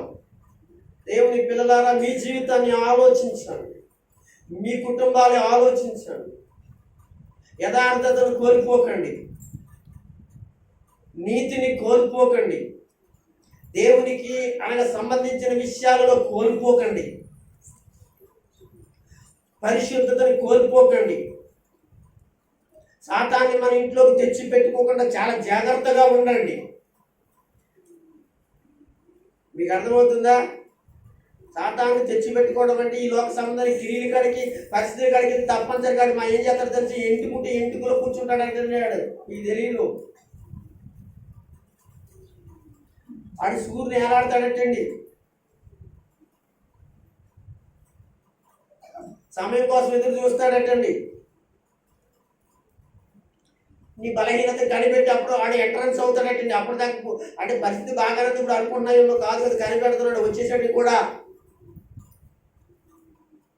నీకు సాకు ఇవ్వలేదు అనుకున్నావా, సాకు ఇస్తాడు. జాగ్రత్త.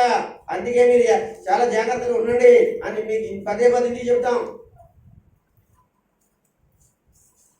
అర్థమవుతున్నామా? యాదవతి శంకర్ కొట్టుకుని వెళ్ళిపోవడం కాదు.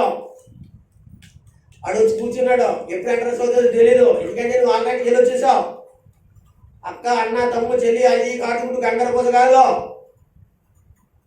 యథార్థంగా చెప్తున్నాను, మీ బాపరు చెప్తున్నాను. ఆల్రెడీ ఇక్కడ ఎంట్రన్స్ అయ్యాడు. ఆడు ఎక్కడ కూర్చోడు, అక్కడ కూర్చున్నాడు. సమయం కోసం ఎదురు చూస్తున్నాడు. దొరకగానే ఏం చేస్తాడు, టప్ టప్ టప్ అని టప్ టప్ టప్ అని పని చేసుకుంటూ వెళ్ళిపోతాడు. కానీ ఇప్పుడు బాగానే కూడా ప్రశాంతంగా ఉందని మీరు అనుకుంటున్నారే కానీ కాదు. కాదండి, సమయం కొరకు కనిపెడుతున్నాడంటే బైబిల్లో ఉంది. ఏంటండి అది దేని కొరకు కనిపెడతాడంటే సమయం కొరకు కనిపెడతాడంటే. మనకి వెళ్ళి ఆతురత కలిగినాడు కదా, కంగారు కలిగినాడు కదా, చాలా తెలివైనడు. ఎప్పుడు కొట్టాలో ఎప్పుడు చేయాలన్నమాట. ఎక్కడ స్టెప్ వేయాలి, ఎక్కడ స్టెప్ వేయకూడదు అడిగి తెలుసండి. మీకు అర్థమవుతుందా? అందుకే జాగ్రత్త. ప్రాణులు ఉండాలి, బంధువులు ఉండాలి, చుట్టాలు, స్నేహితులు ఉండాలి. అది ఎక్కడంటే కొంతవరకే ఉండాలి, కొన్ని చోట్లే ఉండాలి. కనుక దేవునికి కోపం పుట్టించి సాతాను మనలోకి వచ్చి మన ఇంట్లోకి వచ్చి పరిస్థితులు తెచ్చుకునే చోటకి మాత్రం మనం ఏమంటారు? దేవునికి స్తోత్రం కలగలేదు. అదే చెప్పండి, హల్లెలూయా. మా అక్క చనిపోయింది, మొన్న కార్యక్రమానికి వెళ్ళాం. సంవత్సరం అయింది.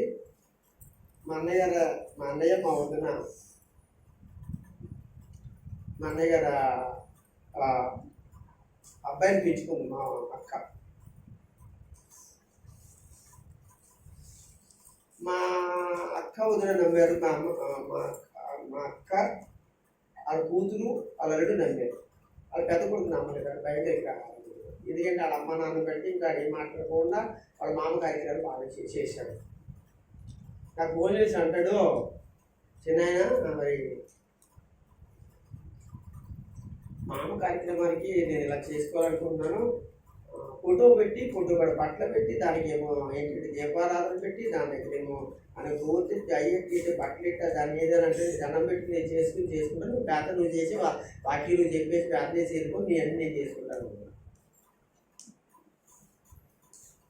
సరే కానీ ఇప్పుడు నాకు టైం లేదు మాట్లాడడానికి టైం లేదు. ఆ రోజు మనం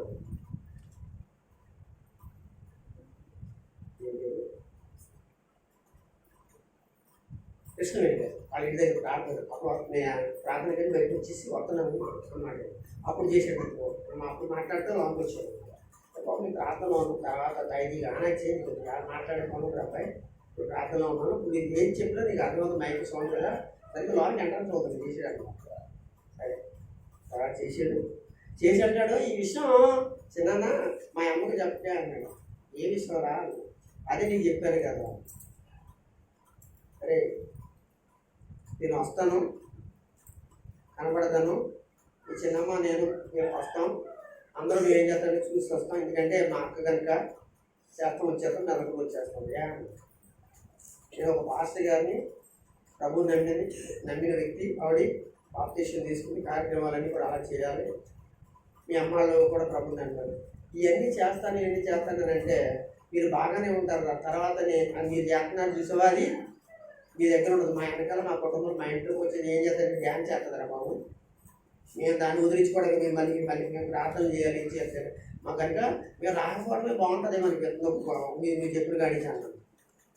దేవుని స్వాతంత్రం కలిగి చిన్న దయచేసి రావడం మానేది కానీ అవి మానేస్తానులే అంటే తెగించుకోవాలి కొన్ని విషయాలకే దేవుని కొరకు అంటే ఎక్కువేంటాడు అందరు నాకు చెప్పే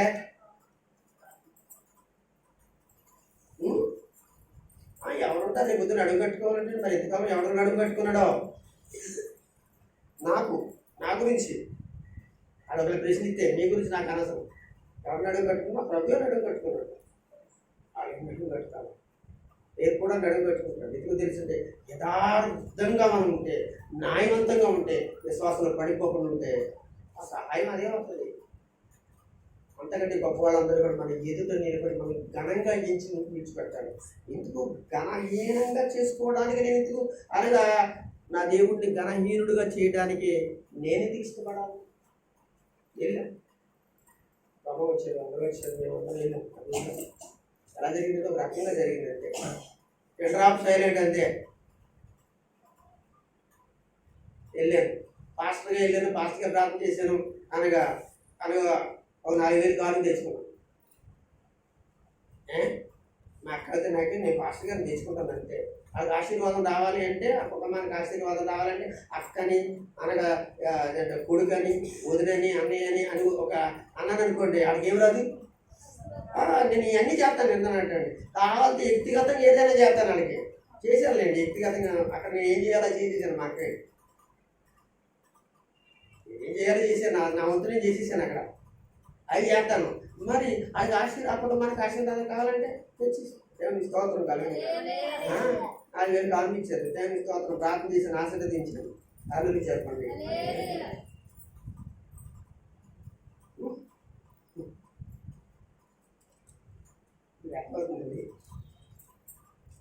అంటే మీకు ఆశీర్వాదం రావాలంటే మీకు ఆనందం తీసుకోవాలి. మిమ్మల్ని దీవించాలి ప్రార్థన చేయాలి.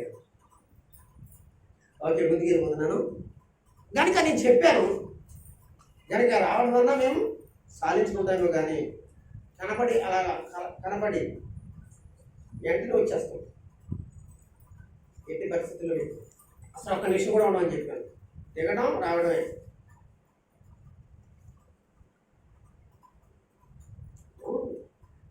కొన్ని మనము రక్షించబడి మన ఆత్మ నరకంలోకి వెళ్లకుండా మన కుటుంబాలు కాపాడబడ్డానికి కొన్ని విషయాల్లో మనం ధైర్యం చేయాలండి. షడ్రకు మేషకు అబేద్నెగోకు దాన్ని దండం పెడితే దేని దండం పెడితే నేను అన్నం తింటున్నాను కదా ఆడి కూడు తింటున్నాను కదా ఆడి దేశంలో ఉన్నాను కదా ఆడి బ్రతికి ఆడిచ్చేదాని గురించి కదా ఆడుకోవాలని బ్రతకనుండా నన్ను ఉండనే ఉన్నాను బహిష్కరిస్తాడేమో అచ్చేస్తాడు ఇచ్చేస్తాడు నా పిల్లలు చేస్తాడని ఒకవేళ షడ్రకు మేషకు అబేద్నెగోకు ఒకవేళ అనగా దండం పెట్టుకుంటుంటే ఈరోజు మనం చెప్పుకుంటాము. ఏమనుకున్నారు రాజు కంటే ఎక్కువ అనుకున్నారు. వాడు ఆరాధించే దానికంటే గొప్ప అనుకోరు మనం అంతే. నిత్య జీవం నీకు ఎలాగొస్తుంది? అమ్మ అక్క నాన్న తమ్ముడు అని చెప్పేసి వాళ్ళు ఎక్కడ దొరికితే అక్కడ దొరికితే వెళ్ళిపోతావా?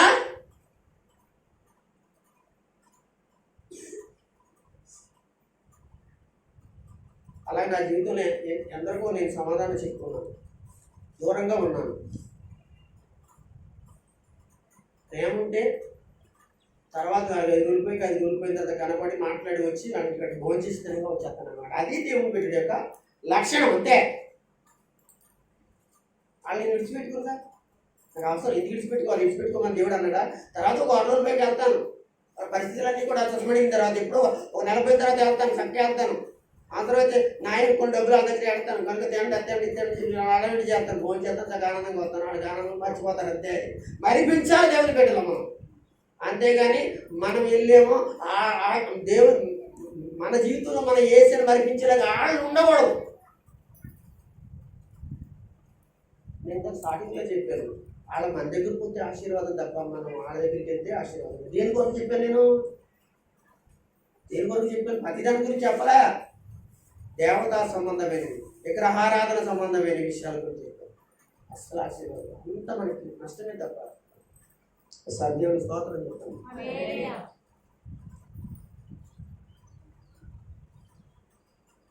మీరు చాలా మందికి ఎలా ఆలోచించుకుంటున్నారో నాకు తెలియదు కానండి, తప్పుగా ఆలోచించుకుని భేదంగా నన్ను మీరు మీ మనసులో చెడ్డగా పెట్టుకున్నారనుకోండి, ఈ వరకు చేసిన తప్పు ఉంటుంది, ఇది 2వ తప్పు అనమాట. దేవుడు మాట్లాడడానికి చేశాడు, మాట్లాడుతున్నాడంటే దేవుడు ఆయన మాట్లాడుతున్నాడని చెప్పేసి నువ్వు సరి చేసుకుంటేనే బాగుంటుంది తప్ప ఇబ్బందికరంగా ఉండదు.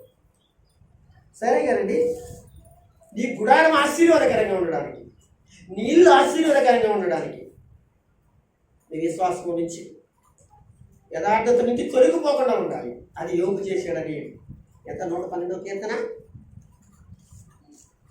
4వ వచనంలో మనం చదవచ్చు. ఇంకా కొంచెం 2 మాటలు చదువుకోవచ్చు. ఈ తర్వాత ఇంకొక మాట కూడా చదువుకున్నాం. ఎత్తబడినట్లుగా చూస్తున్నాం, తిరిగి సిగిరించబడినట్లుగా మనం చూస్తాం కదా. ఇక్కడ 97వ కీర్తన 11వ వచనం. ఓకే, ముందు ఇంకా వెళ్ళిపోతాం.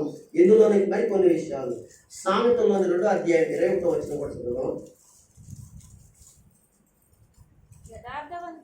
అమ్మాయి ఏం చదువుతున్నాం ఒకసారి? 2:7 నన్ను కూడా ఒకసారి తీసుకున్నామండి. చదవండి. 2:7 ఆయన యథార్థవంతులను వర్ధిల్లా. చూడండి, యోబు గ్రంథం 42 అధ్యాయాలైనా ఒకసారి చూడండి. ఎన్ని అధ్యాయాలు ఉంటాయి దాంట్లో? 42 అయితే మొదటి అధ్యాయం 42 అధ్యాయాలు మీరు చదివేయండి. చదివేసిన తర్వాత యోబు యథార్థతను బట్టి, సత్యమును బట్టి, నిజాయితీని బట్టి, దేవుడంటే భయపడి ఈ లోకంగా ఏదైతే నష్టం కలిగిస్తుందో దానికి దూరంగా ఉండి చెడుతనాన్ని విసర్జించి బ్రతికినట్టు బ్రతుకు లాస్ట్ అండ్ ఫైనల్లో అతడు వర్ధిల్లునట్లుగా మనం చూస్తాం. దేవునికి మహిమ కలుగును గాక.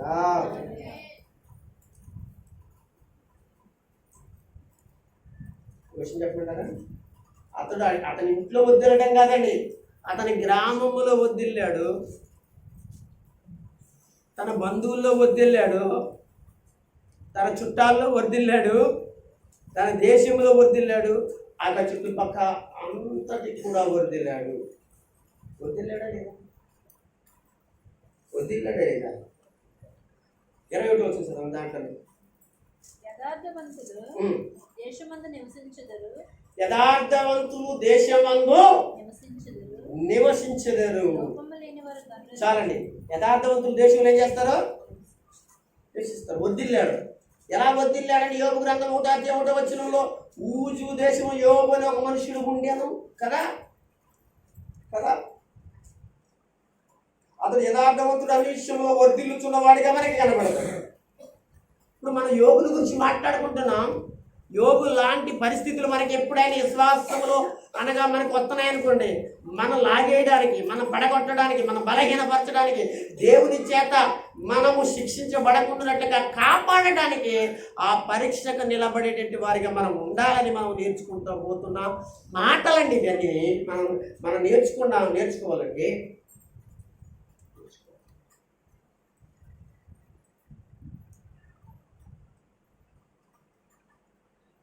ఇంకా కొన్ని విషయాలు, ఇంకొక 2 విషయాలు ముగిద్దాం. 10వ అధ్యాయం సామెతలోని 10వ అధ్యాయం తీసి 9వ వచనం. యథార్థంగా ప్రవర్తించువాడు యథార్థముగా ప్రవర్తించేవాడు నిర్భయముగా ప్రవర్తించును. దేవుని స్తోత్రం కలుగును గాక.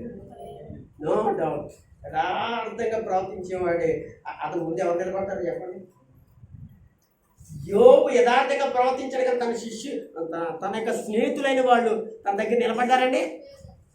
అస్సలు తన భార్య నిలబడిందా?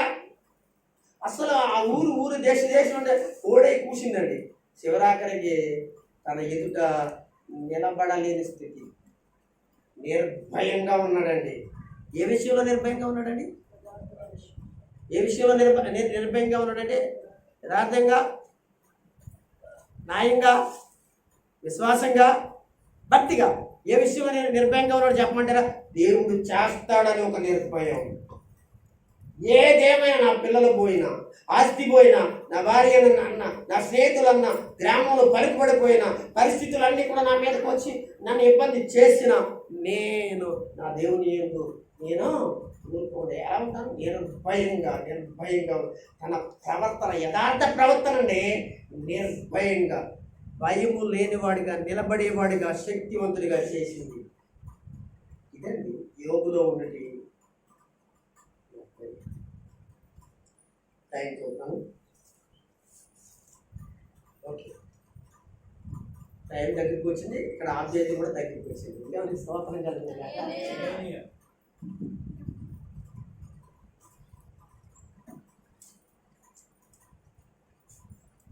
యథార్థంగా ప్రవర్తించేవాడు ఎవడైనా కావచ్చు. అది స్త్రీలైనా, పురుషులైనా, చిన్నలైనా, పెద్దలైనా, రాజులైనా, దరిద్రులైనా, సేవకుడైనా, సేవకురాలైనా యథార్థంగా ప్రవర్తించేవాడు నిర్భయంగా ఉంటారు. డౌట్ ఉండదు, భయం ఉండదంటే వాళ్ళకి. వాళ్ళు లేరు, వీళ్ళు లేరు, వీళ్ళు వస్తారా, ఆళ్ళు రారా, ఏళ్ళు రారా, ఇది అవసరం లేదండి. అన్నీ ఆ టైంకి అన్నీ అలా జరిగిపోతుంటాయి అంతే. ఓకే, ఇది యోబు మనకి నేర్పిస్తున్న విషయం.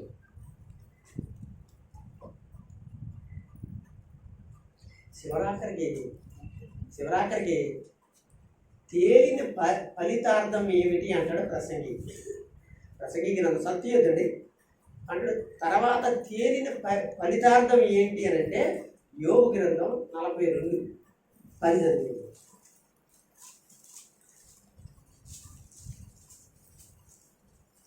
ప్రసంగి గ్రంథంలో అంటాడు, ఏమంటాడు తెలుసంటే, అనగా శివరాఖరికి అనగా నీకు కలిగిన ఫలితార్థం ఏమిటి?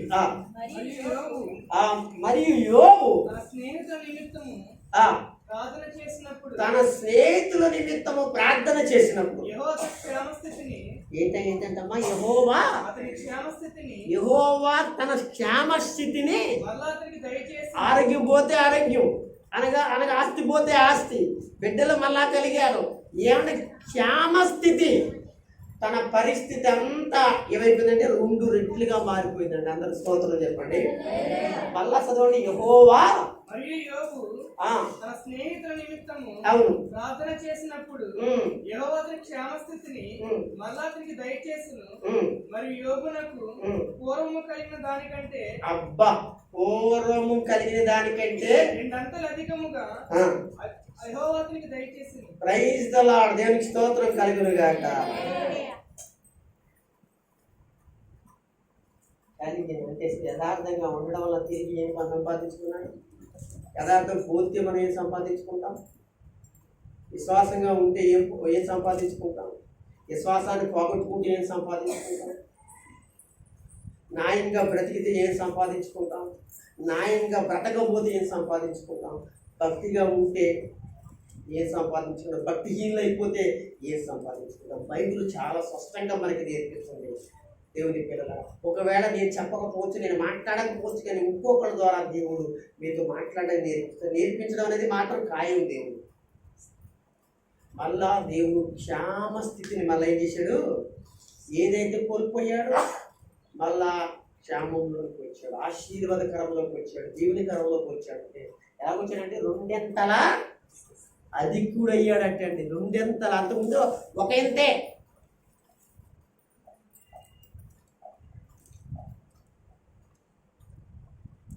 అప్పుడు 10,000 గాడిదలు ఉంటే ఇప్పుడు రెండింతలు అంటే ఎన్ని వేలు ఉంటాయి? 20,000. అప్పుడు అనగా 200 ఎకరాలు ఉంటే ఇప్పుడు ఎన్ని 100 ఎకరాలు ఉంటాయి? 400. అంటే రెట్టింపు అనమాట అంతా.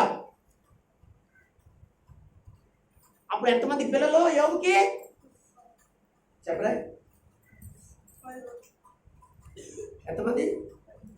ఎంతమంది కుమార్తెలు? వాక్యం చూడొచ్చు కదమ్మా. 7 కుమారులను 7 కుమారులను, 3 కుమార్తెలు. దేవునికి స్తోత్రం. అంటే 10 మంది. ఈ 10 మంది చచ్చిపోయారు. తర్వాత లాస్ట్ ఎంతమంది పుట్టారు? లాస్ట్ అధ్యాయంలో చూసుకుంటే కనబడతారు. మంచి పిల్లలు అంటే, అందగాళ్ళు అంటే అబ్బాబు ఆ దేశంలోనే లేరటండి. 7 కుమారులను మళ్ళీ 7 పుట్టారట కొడుకులు. 3 కుమార్తెలు కలిగిరి. అతడు పెద్దదానికి ఎమియానియు, రెండో దానికి కెజియానియు, మూడో దానికి ఎరాపాకనియు పేర్లు పెట్టెను. ఆ దేశమంతటను యోబు కుమార్తెనంత సౌందర్యవంతుడు కనబడలేదు. ఇది ఎవరు చెప్పిన మాట అండి? యోబు కుమార్తె అంటే అందగత్తులు ఆ దేశంలో, ఊర్లో కాదండి, దేశంలో లేరటండి.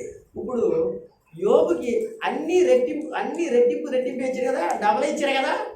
ఇప్పుడు ఎంతమంది ఇచ్చాడు? అక్కడ 10 మంది పోతే ఇప్పుడు ఎంతమందిని ఇవ్వాలి? ఎప్పుడే 20 మంది ఇవ్వదు, 10 మందిని ఇచ్చాడు. ఇప్పుడు ఇచ్చినట్టు లెక్క. ఆల్రెడీ చచ్చిపోయినట్టు 10 మంది పిల్లలు పరలోకంలో ఉన్నారు, దేవుని దగ్గర ఉన్నారు. వీళ్ళు కూడా అక్కడ చేస్తారు. అక్కడ యోబు వెళ్తాడు. ఇప్పుడు ఎంతమందితో ఉంటాడు? అక్కడ ఉంటాడా లేదా? అందుకనే దేవుడు రెట్టింపు.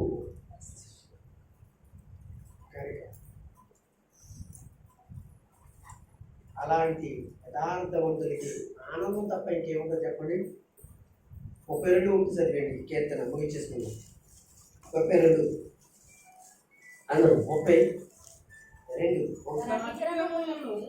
పరిహారము నొందినవాడు 32:11. నీతిమంతులారా యెహోవాను బట్టి సంతోషించుడి. నీతిమంతులారా యెహోవాను బట్టి సంతోషించుడి, ఉల్లసించుడి. యథార్థ యథార్థమైన హృదయులారా మీరందరూ ఆనందగానము చేయుడి. యోబు కుటుంబంలో ఆనందమే ఆనందము, సంతోషమే సంతోషం.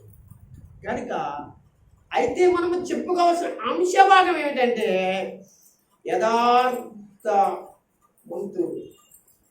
లేక విశ్వాసము నందు ఉన్న ఒక వ్యక్తి పరీక్షించబడుతున్నప్పుడు వచ్చేటువంటి రోగము, దేవుని బిడ్డలారా మనం చూసుకున్నాం. దాని నుంచి అతను ఏం చేసుకున్నాడు? విజయాన్ని సంపాదించుకున్నాడు. అది ఏదైనా కానీ మన పరీక్షలో నగ్గాలి. అది విశ్వాసంలోనా, నీతిలోనా, యథార్థతనా, ప్రతి దానిలో నగ్గాలని తెలియజేస్తుంది. దేవుడి మాటలు మనందరికీ దీవించి ఆశీర్వదించుగాక. అందరూ నిలబడదాం.